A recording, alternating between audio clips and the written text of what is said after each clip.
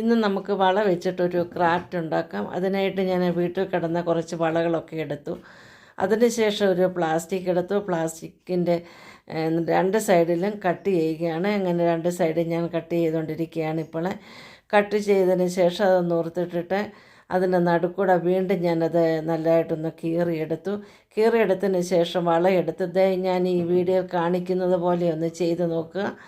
അതിനുശേഷം അതിൻ്റെ കുറച്ച് ഭാഗങ്ങൾ അടിയിൽ നിന്ന് ഞാൻ കട്ട് ചെയ്തിട്ട് ഒരു നൂല് വെച്ചിട്ട് ഞാനത് ചുറ്റിയെടുത്ത് വെച്ചു. ഇതുപോലെ ഞാൻ ഉണ്ടാക്കി വെച്ചു.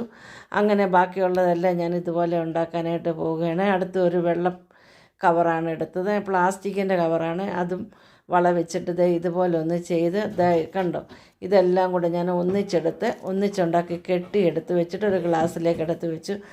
നല്ല ഭംഗിയില്ലേ കാണാനായിട്ട്. ഇത് നമുക്ക് ഒരു നൂല് വെച്ചിട്ടൊന്ന് കെട്ടി വെച്ചതിന് ശേഷം ഒരു ഗ്ലാസ് എടുത്ത് ഗ്ലാസ്സിലേക്ക് ഇട്ട് വെച്ചു. Thank you.